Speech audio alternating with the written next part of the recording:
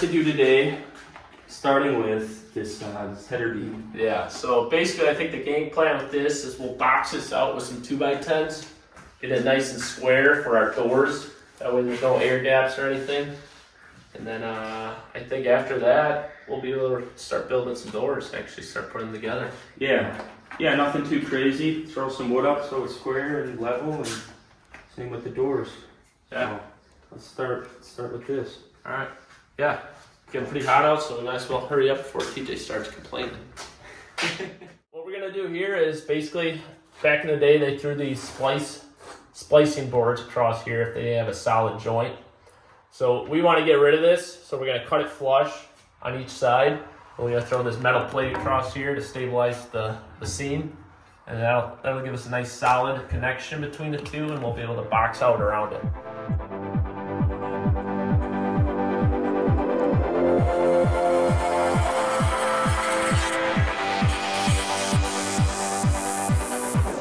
Mark out where she goes.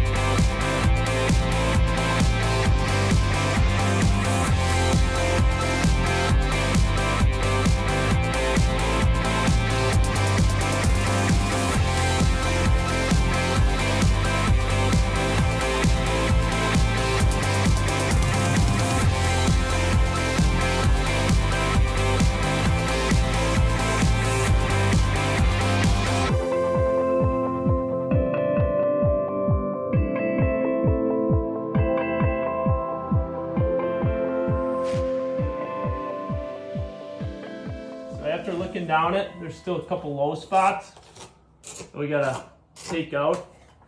Instead of doing it with the multi-tool, which has got a pretty dull blade now, and the hacksaw is also pretty dull, we're gonna use an adze, which is just basically, it's an old-fashioned axe that they actually used to make these old barn beams. That's how they squared up logs, and that's what gives it the chiseled look on those beams. So basically, I'm gonna use it to hack down some of the low spots that are going to be in our way when we mount the lower board. All right. I gotta stop. Why? My hand hurts. Stop crying. All right. That's a knot.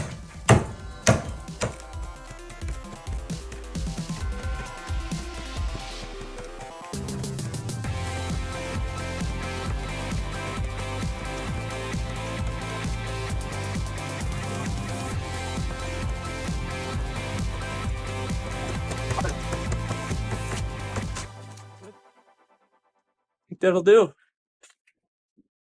Yahtzee. Should have taken this off a while ago.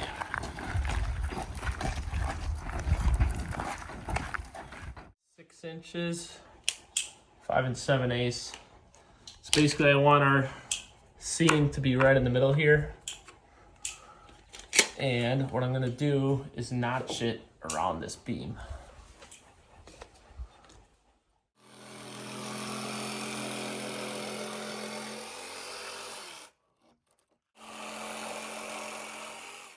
You good over there? I'm sending it. I'm good. Did you get that? Yep. Tight? Yeah. Okay. This is how square we got her. Uh-oh, the camera sees the gap. You better not see any gap. I can't even move it. It's so tight. How's the other side?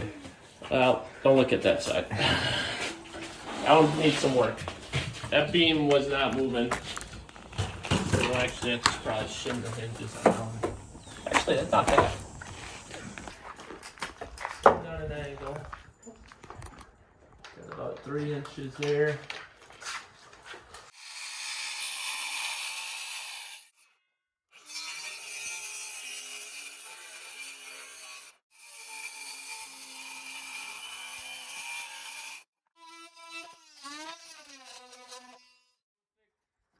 Cut. Shot. The once in a lifetime cut. Alright, give him the sled, Blake. You need the persuader. There it is. It's too long. I gotta there. multi-tool it. What about this side? How's your This side's good. Yeah. I think that edge was. Yeah, no, it's cool.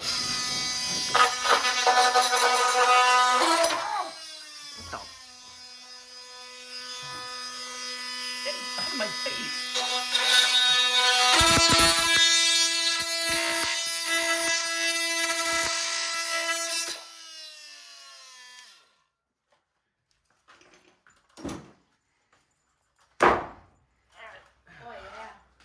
She'll go.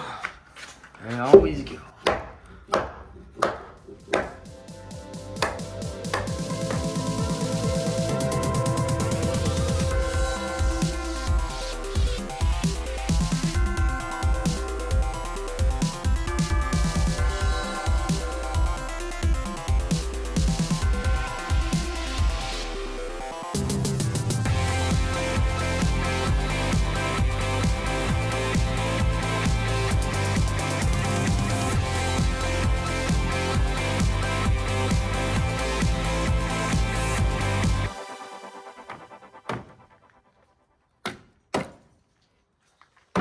Battery's not a hammer here, but I use it as one.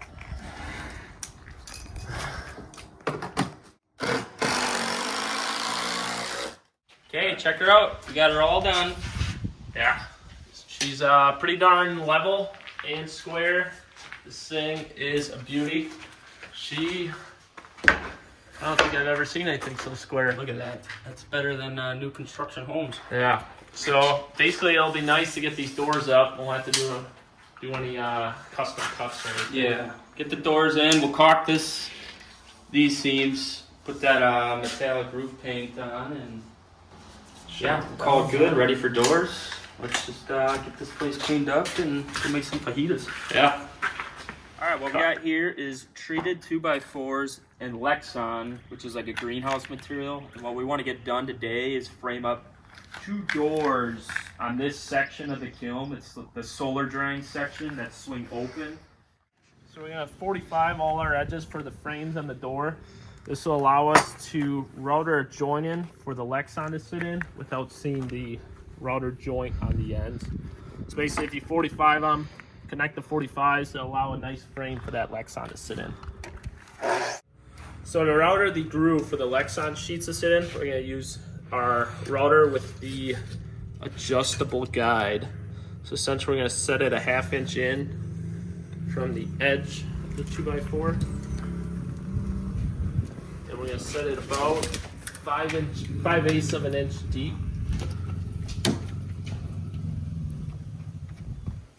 Which is right about there.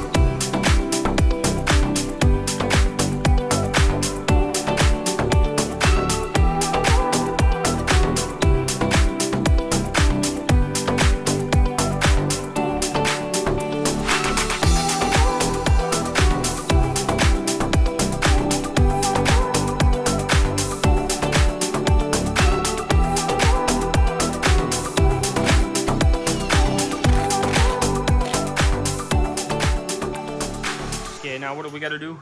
Alright, so I'm going to mount these hinges onto the door. We are going to set the door in the door frame. So we're going to mark where the hinges are, going to line up on the jambs. We're going to pop the pins out of the hinges and mount the other side of the hinge onto the jamb. And we'll be able to just hang the doors by mounting the pins back into the hinges.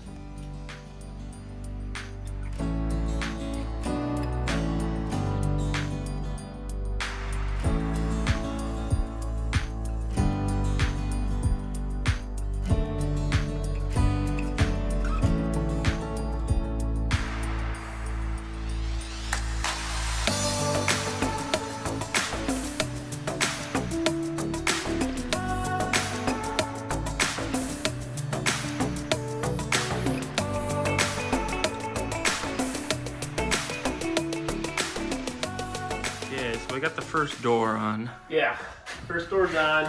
She was a little bit tighter fit than we expected. We were hoping for an 1/8 or 1/4 inch gap on all edges, but with this one beam being slightly out of square, we had to shim it, and it kind of made our opening on that side a little too tight. So what we're gonna do is we're gonna belt sand the top a little bit, so that way it doesn't rub. And then we're also gonna run this edge with the track saw. We're gonna take about an 1/8 inch off, as well as on that door, we're gonna take another 1/8, and then we're gonna put a back bevel on the back side. So when you open it, they don't really interfere with each other.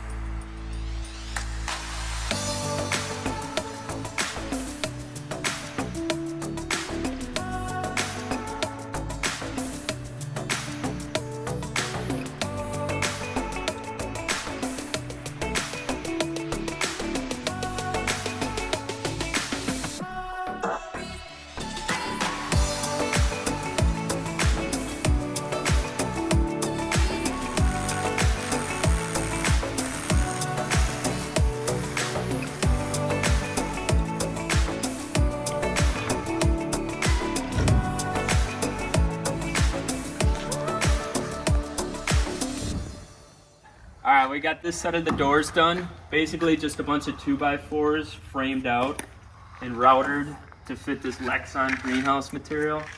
And then in here we got this cross brace to make them nice and sturdy. And then just latching them, nothing too fancy with this, just your basic latch you can pick up anywhere with holes drilled up top and down low to keep them nice and sturdy from the wind. But they open pretty darn smooth. Just barely clear the ground there. We got like an 1/8 to 1/4 inch gap all the way around, which we're gonna have some weather stripping to put up in between. But yeah, that's nothing too crazy with those doors. This set of the doors that we're gonna hit next time, that's where it's about to get a little more interesting with insulating and corrugated metal with those. But yeah, it's good to have these done for this section of this kiln.